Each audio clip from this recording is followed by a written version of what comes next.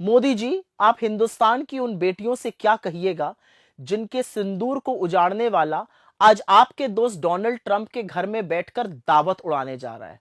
आप क्या कहिएगा उन लोगों से जिनके परिवार खत्म हो गए, जिनका सुहाग उजड़ गया, कि उनके सुहाग को उजाड़ने वाला असीम मुनीर को आज डोनाल्ड ट्रंप ने अपने घर में दावत पर बुलाया है। वो मुर्ग मुसल्लम उड़ाएगा और जो आतंक उसने फैलाया उसमें हमारे लोगों की शहादत हुई। असीम मुनीर कहने को तो पाकिस्तानी सेना का अध्यक्ष है, लेकिन वो है एक नंबर का आतंकी, पाकिस्तान की सेना की वर्दी में घूमता है। और अब आपके मित्र डोनाल्ड ट्रंप उसको अपने घर में बुलाकर निजी दावत दे रहे हैं। इससे ज्यादा हमारी फॉरेन पॉलिसी का जनाजा और क्या निकलना है। असलियत यह है कि असीम मुनीर भारत का वो दुश्मन है जो हमारे खिलाफ जहर उगलता है, हमारे खिलाफ नफरत फैलाता है, और उसकी नफरत का नतीजा है कि पहलगाम में आतंकी घुसकर आए और हमारे 28 निर्दोष लोगों की निर्मम हत्या करके चले गए।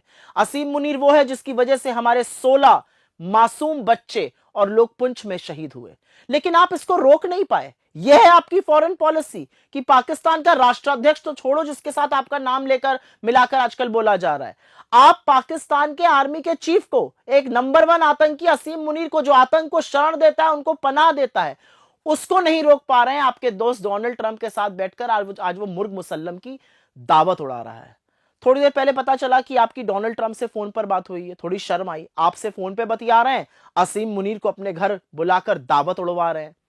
खैर, आपके लोगों ने बताया कि आपने उनको 2 टूक सुना दी, खरी खोटी सुना दी। अच्छा किया मोदी जी, बस यही बात आप पूरे दमखम के साथ इस देश के सामने बोलिए।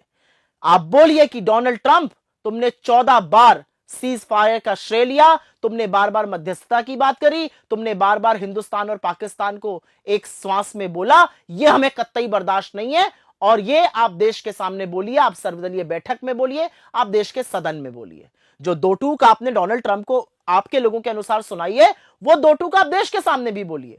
देश के सामने आप ट्रंप का नाम ही नहीं ले रहे हैं। ट्रंप 14 बार सीज फायर का क्रेडिट लेते जा रहे हैं। देश के सामने आप चीन का नाम नहीं लेते हैं। देश के सामने आप कहते हैं कोई घुसा हुआ नहीं है। यह नहीं चलेगा मोदी जी। जो आपने फोन पे बतियाया है वही बात सार्वजनिक रूप से देश को एक संबोधन करिए, देश को बताइए, ऑल पार्टी मीटिंग में बताइए और सदन में बताइए।